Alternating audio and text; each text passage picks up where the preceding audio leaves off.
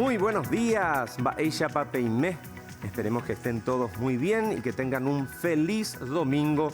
Sean todos bienvenidos en este programa Desde la Fe, a través de GEM.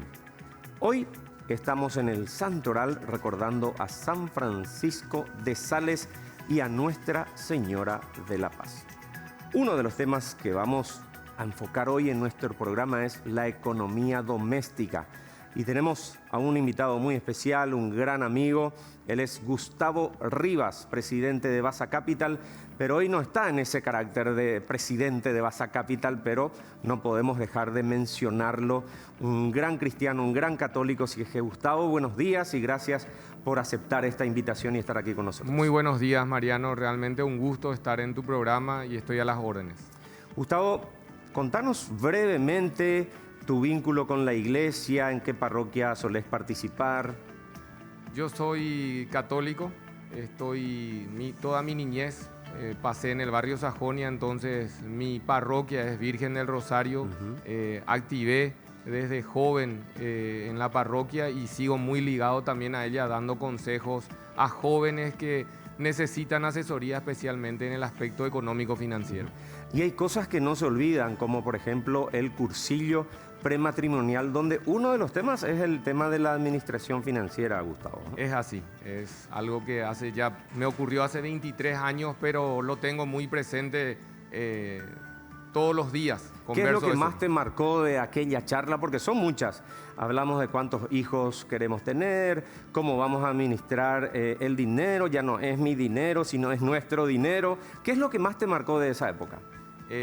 Recuerdo que el cursillo lo hicimos en la parroquia Virgen del Rosario, pero el último módulo que hablaba de economía familiar lo desarrollamos en la parroquia San Pablo. Entonces, la pareja guía que estaba dando la charla, en un momento dado, nos pide que levantemos la mano a las personas que sí sabíamos el salario de nuestro futuro esposo o esposa. Entonces un tema súper importante. Muy importante. Entonces nos dimos cuenta con mi actual esposa, mi señora, que nadie levantó la mano y el silencio fue total, ¿verdad? Y nos llamó poderosamente la atención porque nosotros éramos recién recibidos, yo economista, mi señora licenciada en Administración de Empresas, y ya abordábamos ese tema, ¿verdad? Que es un tema muy importante en la relación de pareja. Entonces creo que vale la pena abordar este aspecto también. Y como bien decías, Gustavo, es importante ya desde el noviazgo empezar a planificar también lo económico, así como también, por supuesto, cuántos hijos desean tener, dónde van a vivir. ¿En qué aspecto es tan importante también la parte económica? Y yo creo que es fundamental, Mariano. Lastimosamente, como sociedad, no tenemos la costumbre de hablar del dinero. Quizás porque creemos que rivaliza con el romanticismo, puede ser, pero la verdad que es un factor determinante. El hecho de planificar, de tener ese diálogo franco, honesto en pareja, nos permite muchas veces evitar situaciones complicadas en el futuro. Para mí es fundamental hablar del dinero ya inclusive en la etapa de noviazgo. Ser franco, ser honesto, ser transparente en las realidades que cada uno vive, ¿verdad? Y la importancia de la planificación, Gustavo. Podemos hablar un poquitito de eso, de planificar incluso el año. Estamos comenzando recién el primer mes del año y qué importante es que como familia, como matrimonio podamos proyectar, bueno, este año, ¿en qué queremos invertir? ¿En la casa? ¿Renovar el auto? ¿Vamos a ahorrar? Qué importante es que hablemos también de eso, Gustavo. Muy importante. En realidad, cuando nosotros dejamos el estado civil de la soltería y asumimos un nuevo compromiso, muchas cosas cambian. Entonces, esa persona lo primero que tiene que hacer es asumir esa realidad, tomar conciencia de que las condiciones en las cuales estaba viviendo en la comodidad de su casa, donde sus padres estaban asumiendo los costos de una familia, muchas veces pasan a ser distintos. Entonces, lo más importante es ser francos, transparentes y establecer una hoja de ruta. Y la hoja de ruta se establece a través de un presupuesto. ¿Qué es un presupuesto? Un cuadro donde reflejamos todos los ingresos y egresos que vamos a tener como familia. Tenemos en pantalla justamente, Gustavo, para ver el ingreso y el egreso. En este caso pusimos el salario del esposo y la esposa ahí que van sumando el total de ingresos y después los egresos. A ver si podemos ir acompañando. Así mismo, acá suponemos que tenemos dos ingresos, son una pareja que tienen salarios fijos mensuales. Establecemos los ingresos 2.800.000, 3,5 millones, son los ingresos netos que recibe la familia, o en este caso la pareja. Y después separamos por rubro. En los gastos separamos rubro alimentación, lo que gastamos en supermercado, los pedidos que hacemos por delivery, lo que gastamos en restaurantes, planificamos también y presupuestamos lo que es esparcimiento. Después un rubro muy importante es salud, lo que invertimos para tener una cobertura médica, los gastos en farmacia.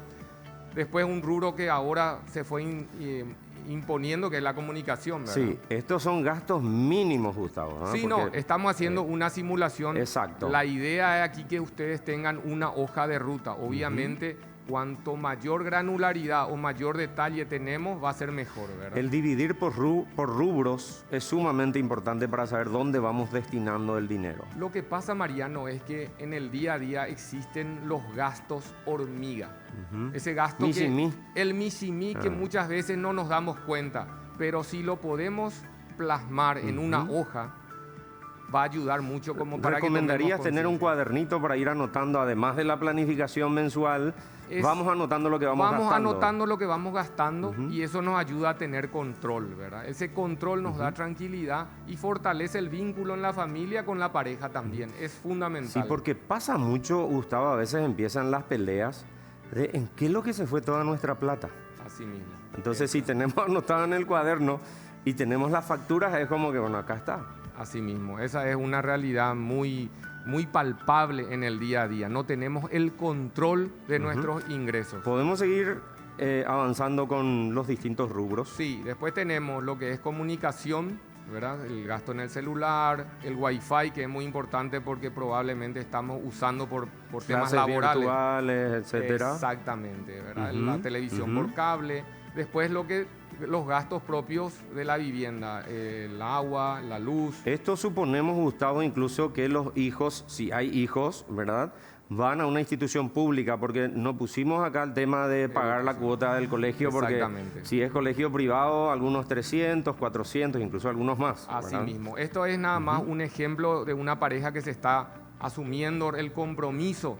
Está iniciando ese camino. Correcto. Obviamente cuando vengan los hijos, esto se va a ir incrementando en rubros, ¿verdad? Y ahí hay que ver también los ingresos, ¿verdad? Cómo vamos como matrimonio trabajando y generando otros ingresos, porque los hijos también tienen otro tipo de nivel de inversión. Totalmente, Mariano. Y quiero volver un poco a lo que estábamos conversando fuera del aire, donde vos manifestabas que ante situaciones imprevistas, ante ciclos económicos, es importante tener esa conversación y por sobre todo tener un colchón que nos permita poder enfrentar esta situación. Un pequeño ahorro. Por ende, dentro del presupuesto es importante destinar un porcentaje de ahorro equivalente aproximadamente al 10% de ese ingreso neto para ir formando un colchón. ¿Cuál es la idea, Mariano? Que la pareja tenga unos recursos que equivalgan a 5 a 6 salarios de un colchón ante contingencia negativa. 5 o 6 meses representa más o menos el periodo en que una persona puede, si se quedó sin trabajo, puede volver a conseguir empleo. Entonces, tener ese colchón también nos va a dar una tranquilidad a la hora de enfrentar situaciones de crisis. Ahora, Gustavo, me gustaría también que hablemos acerca de cómo los hijos pueden colaborar para una buena administración de los padres, porque a veces los hijos, quiero esto, quiero aquello, qué nivel de vida social puedo tener, pero el ingreso de mis padres no me permiten. Pero a veces los padres nos dejamos influenciar en muchos casos y tratamos de dar lo que el hijo o la hija está pidiendo. ¿Qué importancia tienen los hijos en este tema? Ese es un punto fundamental, Mariano, porque muchas veces escuchamos que los propios padres dicen, yo le voy a dar a mi hijo todo lo que yo no pude tener.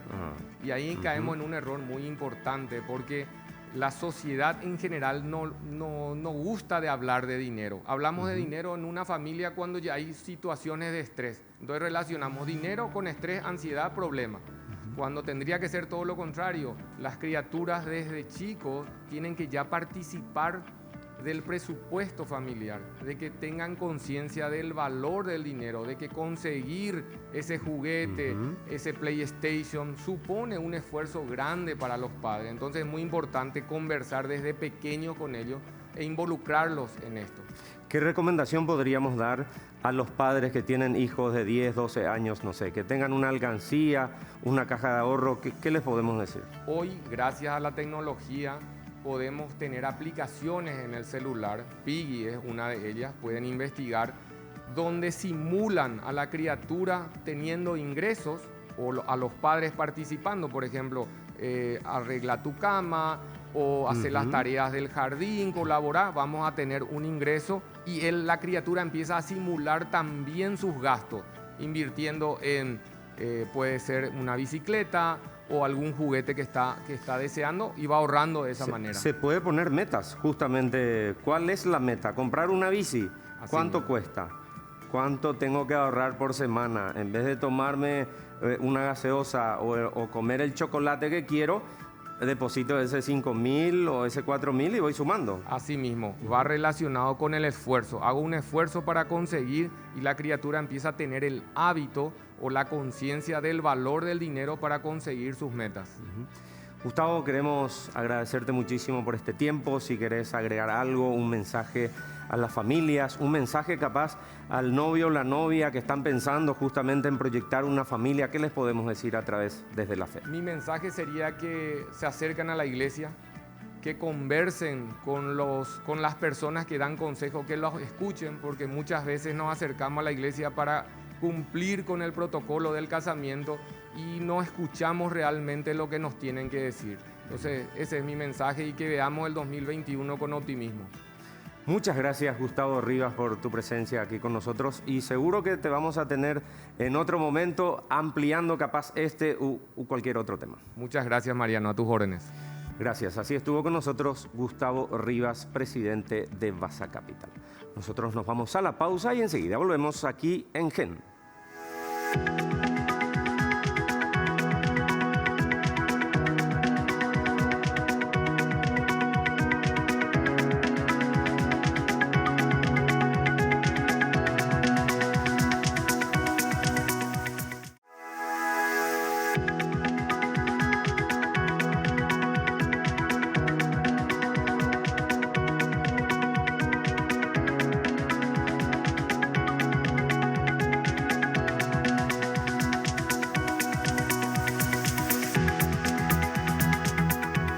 Volvemos después de la pausa y tenemos un bloque muy especial. En el programa pasado hemos hablado del año de la Eucaristía y queremos profundizar este tema y hablar de las partes de la misa, de los colores litúrgicos, de los ornamentos que se utilizan en la Sagrada Liturgia. Así es que hoy está con nosotros como invitado el presbítero Armando Sotelo. Él es secretario ejecutivo de liturgia de la Conferencia Episcopal Paraguaya. Paí, qué gusto tenerte aquí. Viniste incluso del interior. Gracias por este tiempo en este día domingo aquí con nosotros. Buenos días, Mariano, y para la audiencia. Es un placer para mí estar aquí y desde este lugar también para seguir expresando un poco que a todos también nos interesa como católicos, que es sobre todo el sacramento, la esencia, el centro, que es la Eucaristía. El culmen, diría. Y el culmen de toda la actividad. Padre, estamos a tu disposición, los televidentes, los compañeros que estamos aquí para aprender. Como si fuera que estamos en una sala de catequesis de primera comunión, podríamos explicar, por favor, las partes de la misa y después vamos a ir hablando de otros temas. Sí, entonces me gustaría que comenzáramos un poco de la parte de la misa. Normalmente está la Institutio Generalis del Missali Romani, que realmente lo expresa realmente en dos momentos. Uno habla de dos partes de la misa y habla de la mesa de la palabra y de la mesa de la Eucaristía. Pero después desarrolla realmente las partes de la misa y esa misa aparece 4 partes. Una primera parte viene a ser los ritos iniciales. Ese rito inicial también tiene otra vez su parte. Después tiene segunda parte que viene a ser la liturgia de la palabra que realmente es una celebración. La tercera está la liturgia eucarística y finalizamos la cuarta, que es los ritos finales. Entonces, si hablamos de partes de la misa, a mí siempre me gusta hablar de estas 4 partes. Ritos iniciales, liturgia de la palabra, liturgia eucarística y los ritos finales. Y podemos ir desarrollando, por ejemplo, en los ritos iniciales está la procesión de entrada, después del canto. Sí, los ritos iniciales tienen una entrada y esa entrada tiene una finalidad. Aunque la gente a veces se queda con el rito, pero no entiende a veces significa, ¿verdad? La finalidad. Por ejemplo, la finalidad de los ritos iniciales viene a ser que los fieles reunidos constituyan una comunidad. El pueblo de Dios que se reúne para rezar. El que preside y el pueblo está presente. Y hay una entrada no cualquiera, sino una entrada para esa celebración. También aparece un saludo desde el altar. El altar significa Cristo presente, Cristo yacente, Cristo sacramento. Incluso muchos se preguntan, padre, ¿por qué el sacerdote besa el altar? Sí, es el estar unido con Cristo en esa celebración. Porque el que preside es no el Padre Sotelo, sino que es un ministro consagrado in persona Christi Capiti, en la persona misma de Cristo. Como cabeza. Muy bien. Entonces, por ahí está. Vamos avanzando entonces después del saludo, el pueblo ya congregado, aparece el acto penitencial. La primera actitud para celebrar es necesario y es saludable realmente sentirnos pecadores. No es bueno y saludable a un cristiano que diga, parece ser que yo no tengo luego pecado, sino que con una actitud humilde, la primera cosa es reconocerse pecador. Sentirnos necesitados del perdón de Dios. Se necesita del perdón de Dios. Es el sentido del acto penitencial. Y esa penitencia, una vez que el sacerdote haya hecho realmente la oración general de ese perdón, comienza la alabanza a Dios, gloria a Dios, glorificar a Dios. Entonces también es otra parte importante. Y eso concluye, el rito inicial concluye con la oración colecta.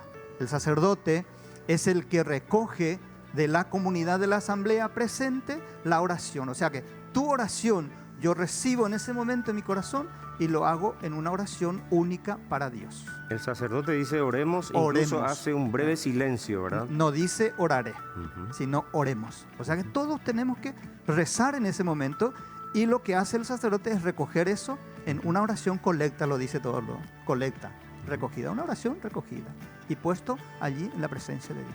Esto sería la primera parte. Los ritos iniciales. Ritos iniciales. Okay, la segunda parte está la liturgia de la palabra. La palabra tiene una función también. Se toma la Sagrada Escritura y incluso los cantos que se intercalan y eso constituye parte principal de la liturgia de la palabra. Podemos decir entonces inmediatamente, para esa palabra de Dios hay un condimento necesario y obligatorio que se llama silencio. Aunque nos cuesta a veces guardar un poco de silencio. En la misa hay varios momentos del silencio. Sí. Entonces, una primera ambientación te pide guardar el silencio. El silencio evitará completamente toda clase de prisa e incluso impedirá el estar disperso, sino estar bien recogido para escuchar la palabra de Dios. Entonces ahí están las lecturas bíblicas, está el salmo responsorial, está incluso la aclamación, está el aleluya, y si es cuaresma o si es pascua, también está el tema del canto aleluyate. Y con eso también profesamos, pasamos a la homilía después de la lectura, después profesamos la fe y luego está la oración universal, que es la oración de los fieles, como normalmente se suele decir. Esta es lo que realmente es parte de la liturgia de la palabra. Entonces, sería la segunda parte, terminamos ahí. La segunda termina ahí. Y la tercera, entramos en que muchos dicen que es lo más importante. Yo quisiera decir, es parte. Porque para mí, lo más importante viene a ser los 4 momentos, las 4 partes. Y aquí está la liturgia eucarística. Están todos interrelacionados, podemos decir, padre. Está todo unidos, está todo en uno. Entonces, en esa liturgia eucarística tenemos la presentación de los dones. ¿Qué es el objetivo de la presentación de los dones? Es el esfuerzo y el sacrificio y el trabajo del hombre que está expresado en el pan y en el vino, que se presenta para la consagración y para que se convierta realmente en ese momento en el cuerpo y en la sangre del Señor. Entonces, esta presentación es importante. Después viene la plegaria. Plegaria es una oración, vamos a decir así, bien larga, que está lleno de agradecimiento, de acción de gracias. Después está el rito de la comunión, para unirnos realmente, para estar en una misma fe, en una misma esperanza, y eso te lleva a expresar en un signo de paz. Nos saludamos. Padre, en el rito de la comunión, la Iglesia todavía permite recibir en la mano o en la boca, ¿verdad? ¿Cuál es la disposición última sobre eso? La instrucción general del misal romano dice se puede recibir en la boca y en la mano. O incluso uno puede hacer arrodillado. Pero la pandemia, la Iglesia en el Paraguay recomienda recibir en la mano por este momento, por el tema de la pandemia. Y es bueno eso. Y gracias por esa pregunta que está importante para nuestra gente. No es la comunión para tomarlo en la mano y llevar en la mano, sino es para la comunión. Ahí en ese momento ya. Yo llego y comulgo, no llego para llevar. Y no hace falta masticar, padre, porque no es chicle como dice algunos sacerdotes formadores. La palabra dice se sume. Y el sumir significa hacer... desintegrar eso en la boca con la saliva. Entonces no es masticar. Exacto. No se come, sino que se sume la misa, la comunión. La hostia consagrada. La hostia consagrada. El signo de paz realmente es el gesto tan importante también que nos une, que estamos en un mismo sentir y en un solo corazón. Y estamos en paz, bien, en otra palabra, con Dios. Es muy importante eso. Muy bien. Aunque en este momento también restringe de darnos el saludo de paz, que seguro que muy pronto ya llegará otra vez en su momento importante. Después está la fracción del pan. El pan partido significa también lo que comemos. De un mismo pan formamos un solo cuerpo. Y eso es signo de unidad, la fracción del pan. Después está el rito de la inmistión. Normalmente el sacerdote lo toma un pedazo de la hostia y lo pone en el cáliz. Signo de comunión con la Iglesia Universal. Y después está la elevación. Lo muestra separando un poco el altar mientras pronuncia en secreto una oración importante. Y finalizamos con el cordero y el signo de comunión, que está ahí el momento en que uno se acerca a comulgar. Con esto termina un poco la tercera parte. Y finalizamos con el rito de la conclusión. La conclusión es muy breve. Dice dar breves avisos si fuera necesario. Ahí no se informa todo lo que va a acontecer en un mes o lo que fuera en la cancha, en el barrio, en la cuadra, no, nada. Breve aviso si fuera necesario. El saludo y la bendición del sacerdote, la despedida del pueblo y el beso del altar. Nuevamente se besa el altar. En la entrada y en la salida. En la salida se hace eso. Entonces con esto tenemos los 4 momentos, 4 partes de la Santa Misa. Excelente. Padre, por una cuestión de tiempo, me gustaría aprovechar que trajiste los elementos y explicar un poco cuáles son sus significados, qué son, para que podamos aprender. Acá tenemos yo traje algo de miniatura, me gustaría traerlo todo lo que es dentro de una parroquia y con toda su suntuosidad y dignidad posible. Pero esto es miniatura que yo suelo usar para ir de misión, por si de por ahí en una capilla nos cuentan y todo eso. Pero traje eso. Esto se llama, en primer lugar... ¿Puedo ir mostrando, por favor? Esto se llama palia. Con esto se tapa la hostia que debe estar en la patena. Esta es patena, ¿verdad? Una patena, sí. Esta es la patena. Entonces, generalmente está sobre el cáliz, esta ¿verdad? patena está sobre el cáliz, pero antes de esa patena está lo que se llama purificador. Con esto se seca, se higieniza una vez utilizado. Entonces, y esto se llama cáliz. Entonces, para poner en orden, el cáliz, el vino, el agua, el purificador, la patena y la palia que le cubre. Muy bien. Debajo de este cáliz está este que se llama ¿Corporal? corporal, que normalmente está bien también diseñado incluso para doblar bien y poner en condiciones. Esto es para que sobre este corporal se pueda preparar para la Santa Misa. Y aquí traje también un poco de... Ahí todavía vino, pero lo mitad lo probase a ver, ¿verdad? El vino del país. Entonces acá está el vino en una vinajera y está también el agua que siempre tiene que estar, vino y agua para la Santa Misa. Aquí también traje el manutergio y traje de esta forma porque a veces viene muy ya trabajado de esta forma. Pero yo traje un poco como una toallita para poder entender. El manutergio es para higienizarse y para secarse la mano. Entonces también lo traje así. Sobre todo después de dar la comunión o antes incluso de la consagración también. En la preparación del ofertorio. Entonces está aquí. Y el otro está, esto también es de miniatura, ¿verdad? Que se llama la estola. Mishimi. Pero algunos le dicen, esa bufanda que se pone el padre. ¿Qué es lo que se pone el padre ahí en su cuello? Sí. Y esta es la estola, que en otro momento seguro que vamos a seguir. Voy a traer lo más digno posible, lo más conveniente posible, pero en este momento es como el aperitivo que estamos recibiendo en la Santa Misa. Es decir, lo poco, lo mínimo para poder gustar y para poder también seguidamente seguir profundizando. Padre, ¿también podemos hablar brevemente de los colores litúrgicos, por favor? Sí, tenemos algunos colores que representan y simboliza litúrgicamente muchas cosas. Por ejemplo, el blanco simboliza la luz, la gracia, la pureza y se utiliza normalmente en tiempo de Pascua y en solemnidades. También tenemos otro color que es el verde. Algunos dicen signo de la esperanza, ¿cierto? Simboliza el resurgir de una nueva era. Y normalmente se utiliza en estos tiempos ordinarios, 34 semanas litúrgicamente dentro del año. Y después está el color morado. El color morado es de penitencia, de humildad y se utiliza en Adviento, en Cuaresma y también en misa de difuntos. En difuntos también se puede utilizar el color negro. Color del luto, como se suele decir normalmente, pero que está en desuso, pero se puede usar porque está permitido. El rojo es del martirio y de la caridad.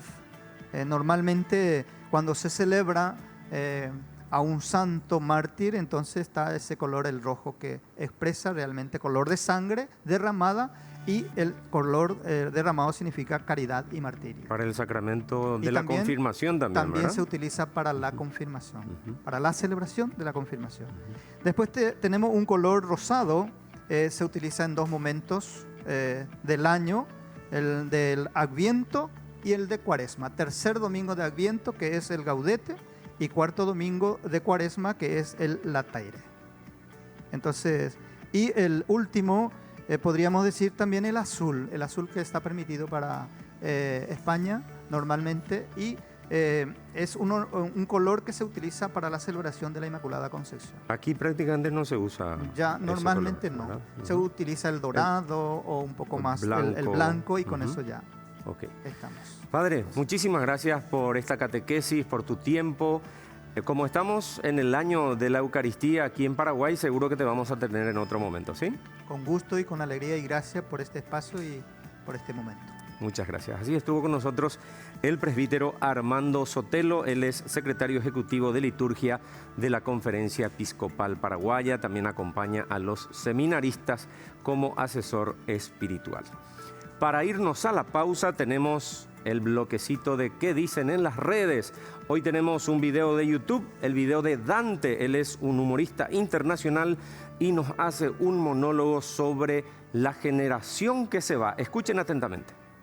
Yo quiero proponer un brindis, con lo que sea, con agua aunque sea, pero un brindis por la generación de los que ya tenemos unos 50 años, porque nos estamos yendo. Y yo pienso, ¿quién nos va a sustituir? Nosotros somos una generación única. Espero que alguna vez pueda venir otra igual. Somos la última generación que escuchaba a sus padres, a sus tíos, a sus abuelos. Somos la generación que respetábamos a los que peinaban canas, y ni hablar a los profesores.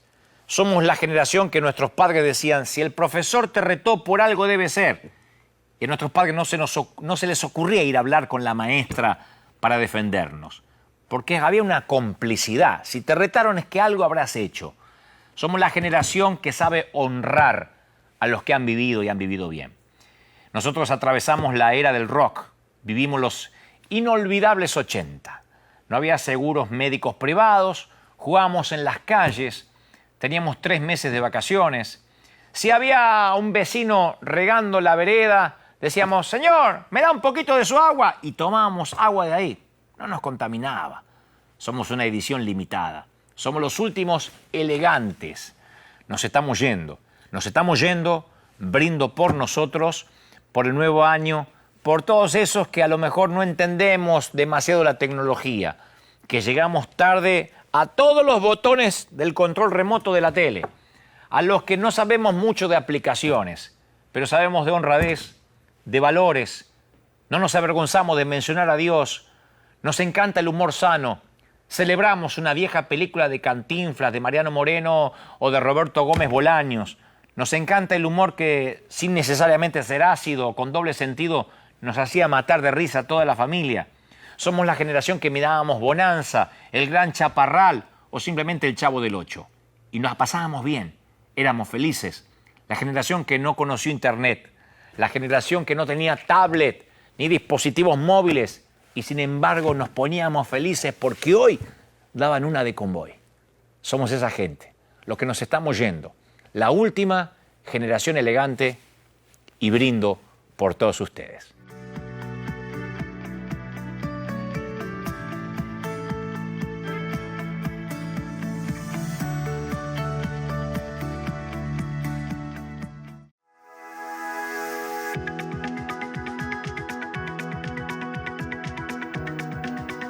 Y ya estamos en nuestro último bloque aquí en Desde la Fe a través de GEN y tenemos el bloque testimonial. Hoy contamos con otro joven talentoso.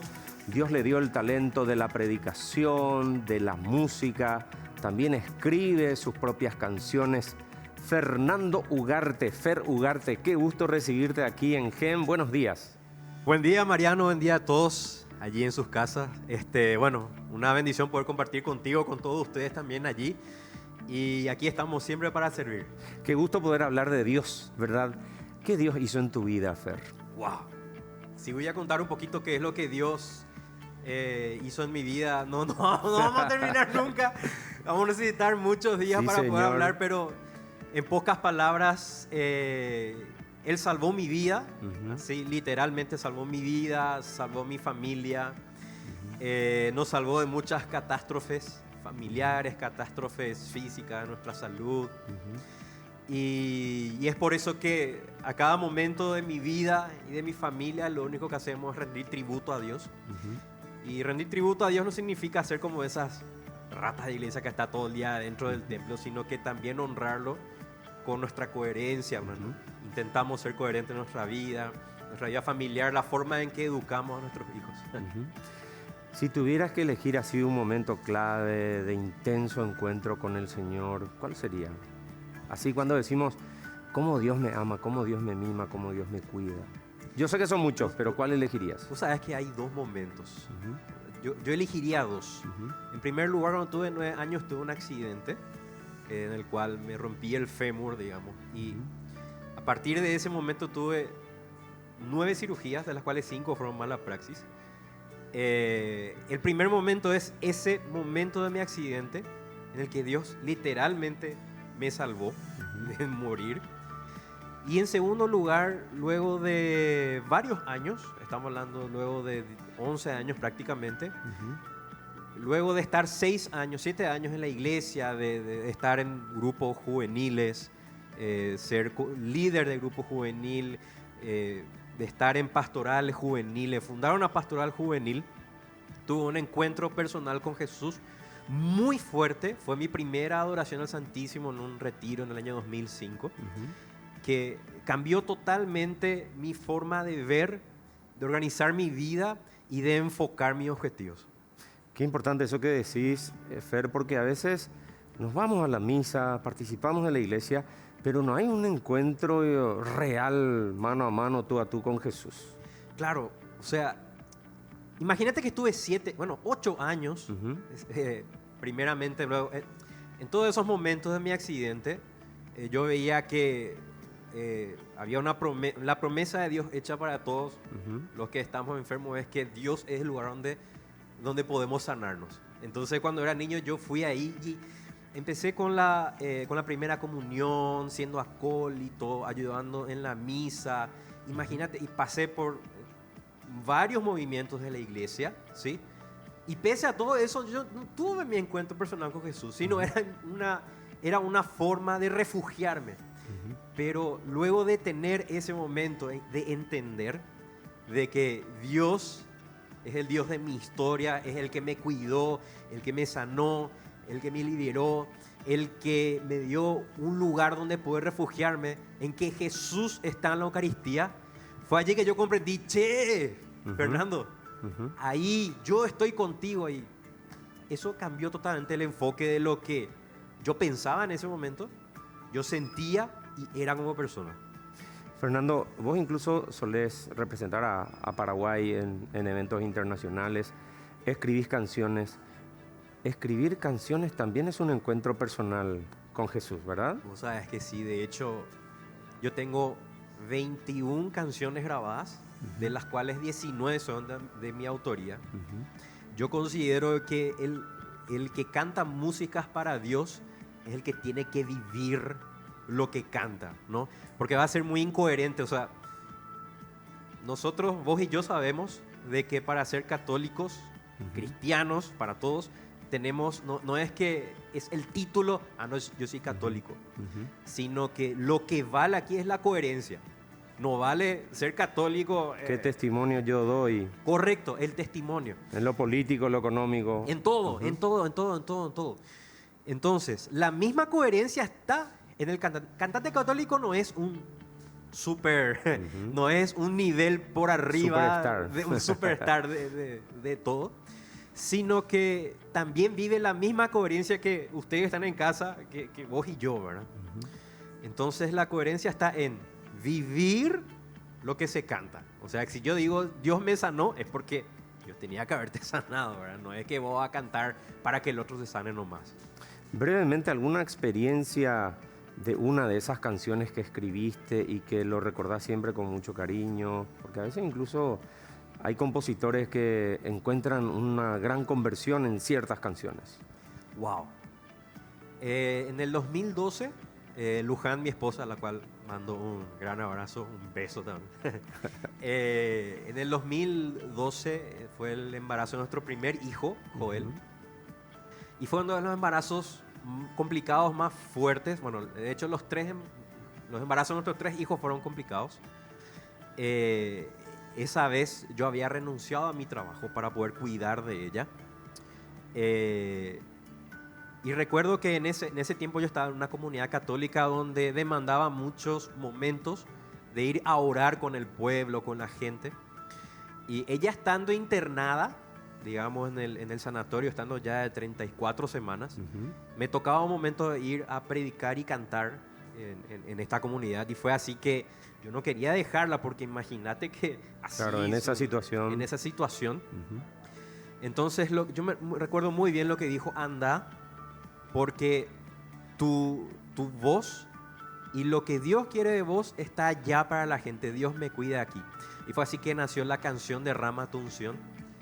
Porque conozco. sí, porque yo tenía muy dentro un conflicto, porque el Señor es Dios de sanación y liberación. Ven a orar con poder en este lugar.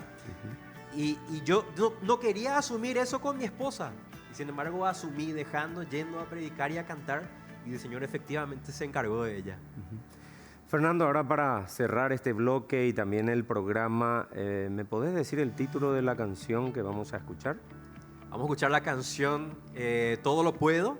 Todo lo puedo. Todo lo Muy puedo, bien. que es una canción que nació de una experiencia muy fuerte de oración de hace unos años.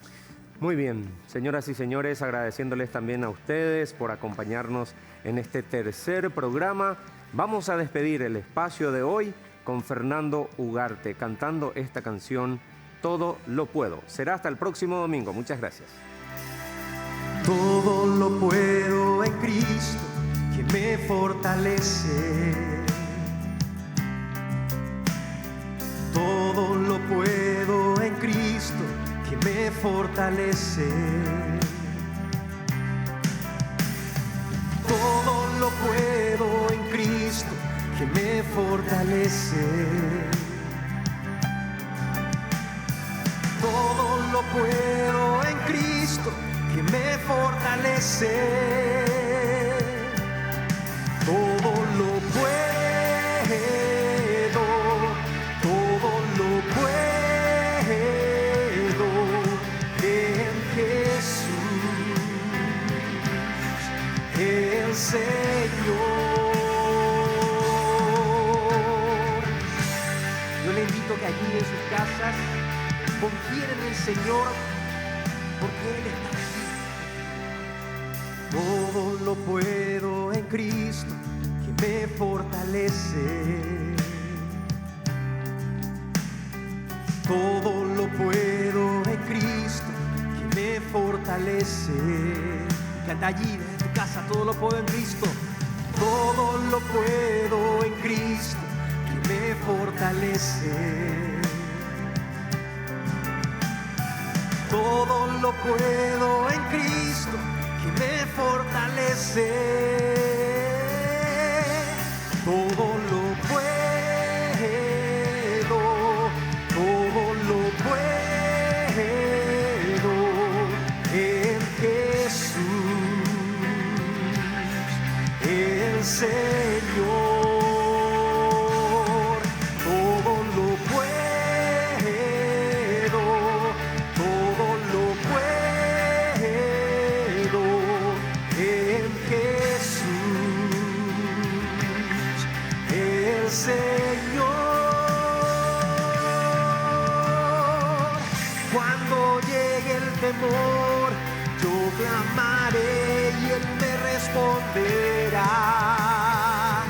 En la tribulación no temeré. Y cantar todo lo puedo, todo lo puedo, todo lo puedo en Jesús, el Señor. Todo lo puedo, todo lo puedo en Jesús, el Señor.